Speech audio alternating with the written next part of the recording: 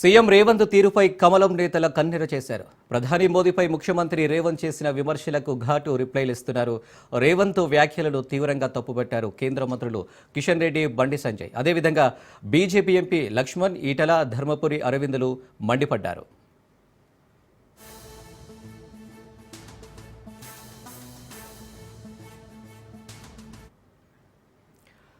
1994లోనే మోదీ కులాన్ని బీసీలో కలిపారని కేంద్ర మంత్రి కిషన్ రెడ్డి వెల్లడించారు.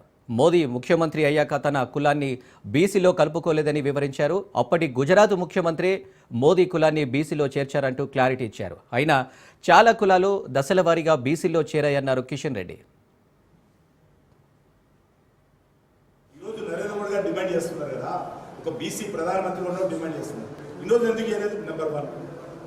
నెంబర్ 2, ఈరోజు ప్రతిపక్షాలు కాదు, బీసీ సంఘాలు ఈరోజు డిఫర్ అయింది. కాబట్టి బీసీ సంఘాలు చేస్తున్న డిమాండ్ను మేము మద్దతు ఇస్తున్నాం. ఈరోజు నరేంద్ర మోడీ గారి విషయం, నరేంద్ర మోడీ గారికి సంబంధించినటువంటి క్యాస్ట్ మేము నిన్ననే తెలుసుకున్నాం.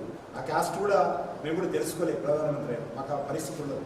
ఈ దేశంలో ఉన్నటువంటి అన్ని వర్గాల ప్రజలు భారతమాత ముద్దు బిడ్డలే అని భావించేటువంటి పార్టీ అయినప్పటికీ కూడా నిన్న ఆ క్యాస్ట్ తెలుసుకున్నాం. వాళ్ళ క్యాస్ట్ 1994 25 జూలై గుజరాత్ గవర్నమెంట్ బీసీలుగా చేర్చారు. అప్పుడు ఎవరు ముఖ్యమంత్రి? షబీల్ దాస్ మెహతా కాంగ్రెస్ పార్టీ ముఖ్యమంత్రి ఉన్నప్పుడు ఆ యొక్క క్యాస్ట్ నరేంద్ర మోడీ గారి క్యాస్ట్ను బీసీలో చేర్చారు. అప్పుడు ఆయన రాజకీయాల్లో లేడు, అధికారంలో లేడు. ముఖ్యమంత్రి అంటాడు, ఇలా ముఖ్యమంత్రి అయినాకనో ప్రధానమంత్రి అయినాకనో ఇర్రెస్పాన్సిబుల్గా బాధ్యతారహితంగా దుందుడుకు విధానంతో ముఖ్యమంత్రి నిన్న మాట్లాడుతున్నాడు. ఒక ముఖ్యమంత్రి స్థాయిలో మాట్లాడాల్సినటువంటి భాష కాదు, అర్థం వాస్తవాలు తెలుసుకోకుండా మాట్లాడు. మీ కాంగ్రెస్ పార్టీ ముఖ్యమంత్రి ఉన్నప్పుడే నరేంద్ర మోడీ గారికి సంబంధించినటువంటి ఏదైతే సామాజిక వర్గం ఉందో ఆ సామాజిక వర్గాన్ని బీసీలో చేర్చారు. ఒక్క గుజరాత్లో చేర్చలే, దేశవ్యాప్తంగా ఉన్నటువంటి వాళ్ళందరినీ కూడా కేంద్ర ప్రభుత్వం తర్వాత చేర్చింది కాంగ్రెస్ పార్టీ. ఈరోజు నరేంద్ర మోడీ గారు డిమాండ్ చేస్తున్నారు కదా, ఒక బీసీ ప్రధానమంత్రి. ఇక రేవంత్కు ప్రధాని మోదీ గురించి మాట్లాడే అర్హత లేదన్నారు బీజేపీ ఎంపీ లక్ష్మణ్. రేవంత్ ముఖ్యమంత్రి స్థాయి మర్చి మాట్లాడుతున్నారంటూ నిప్పులు చెరిగారు. రేవంత్ భాష చూసి తెలంగాణ సమాజం సిగ్గుపడుతుందన్నారు. బీసీ, ముస్లింలు అంటూ కాంగ్రెస్ కొత్త రాగం తీసిందంటూ ఎండగట్టారు. ఇక ఎప్పుడైనా మత ప్రాతిపదికన రిజర్వేషన్లకు బీజేపీ వ్యతిరేకమంటూ లక్ష్మణ్ మరోసారి క్లారిటీ ఇచ్చారు. ఈ గ్యారంటీల పేరు మీద మోసం చేసిన ప్రభుత్వం ఇంకా 4 సంవత్సరాలు యథేచ్ఛగా కొనసాగినట్టయితే, ఈ ఎన్నికల ఫలితాల వల్ల స్పీడ్ బ్రేకర్ పడకపోయినట్టయితే మొత్తం ఈ సమాజం అంతా కూడా, రాష్ట్రం అంతా కూడా మరి ప్రమాదంలో నెట్టే పరిస్థితి వస్తున్నది. నేను ముఖ్యమంత్రి గారు మాట్లాడతారు, నేను విధి లేని పరిస్థితుల్లో ఈ భాష మాట్లాడుతున్నాను. ముఖ్యమంత్రి హోదాలో వారు మాట్లాడే భాష పట్ల తెలంగాణ సమాజం సిగ్గుతో తల వంచుకుంటుంది.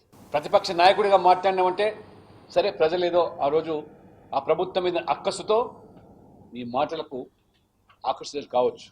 కానీ ఇప్పుడు పాలనా పగ్గాలు మీకు అజమాయిషి లేకుండా ఎవరికి వారు ఏమైనా తీరుగా ఈ ప్రభుత్వం అబాసు పాలవుతున్నది. ఈ రాష్ట్రం అప్పుల ఊబిలకి నెట్టినటువంటి విషయాన్ని మర్చిపోయి ఏ రకంగా ఈ ఎన్నికలు ఒక సెమీఫైనల్స్గా భావించి ఖచ్చితంగా విద్యావంతులుగా మీరు ఈ ప్రభుత్వానికి కళ్ళెం వేస్తేనే మన డిమాండ్ సాధించుకోవచ్చు. సీఎం రేవంత్ రెడ్డిపై ఎంపీ ఈటల రాజేందర్ ఫైర్ అయ్యారు. మోదీని తిడితే ఏమవుతుందో కేసీఆర్కు తెలిసిందని, త్వరలో రేవంత్కు కూడా తెలుస్తుందన్నారు ఈటల. ఢిల్లీకి పోయేమో రేవంత్ రెడ్డి గారు మా పెద్దన్న కేంద్ర ప్రభుత్వ సహకారం కావాలని చెప్పి కోరుతాడు. ఇక్కడికి వచ్చి మాత్రం ప్రగల్భాలు పలుకుతాడు. ఇవాళ మోడీ గారిని పట్టుకొని, అంత పెద్ద మనిషి పట్టుకొని, మోడీ గారు బీసీ కాదు, మోడీ గారు టెక్నికల్గా బీసీ అయిండు, అందుకని ఆయన బీసీ కాదు కాబట్టి బీసీలను ద్వేషిస్తాడు ఆయన అన్నటువంటి నీచమైన మాటలు.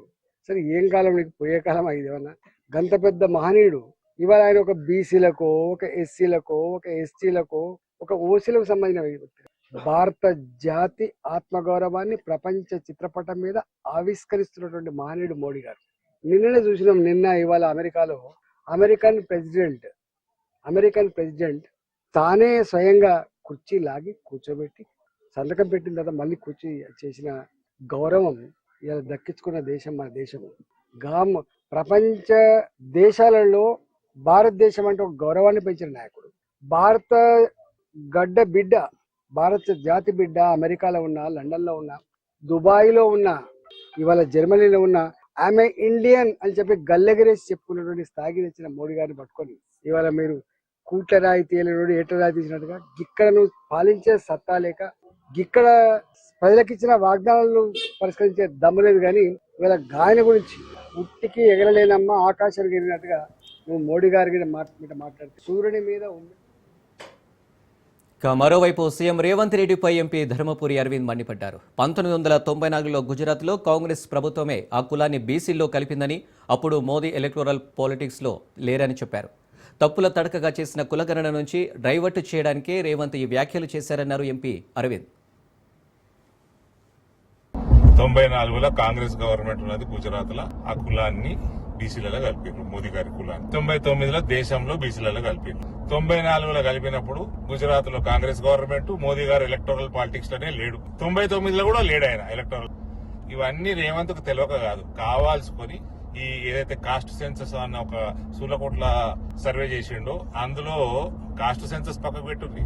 అసలు మొత్తం సెన్సస్ తప్పు. 1 కోటి మంది మైనర్లు 18 సంవత్సరాల లోపల ఉన్న వాళ్ళు గాయం ఉన్నారు ఈ రాష్ట్రంలో అని మొన్ననే రుజువు. ఈ 1 కోటి మంది గాయం ఉన్నప్పుడు ఇంకెక్కడ సెన్సస్, దిక్కుమాల సెన్సస్ అయిపోయినాక ఇవన్నీ కూడా కావాల్సుకొని హిందువుల్ని విడదీద్దాము, ముస్లింలకి చెంచగిరి చేద్దాము, ఇటువంటి రాజకీయాలు చేసి మనకు భారతీయ జనతా పార్టీ వీక్ చేద్దామని, ఇటువంటి దొంగ రాజకీయాలకి భారతీయ జనతా పార్టీ శ్రేణులు, కార్యకర్తలు, నాయకులు ఎవ్వరు కూడా పడరు.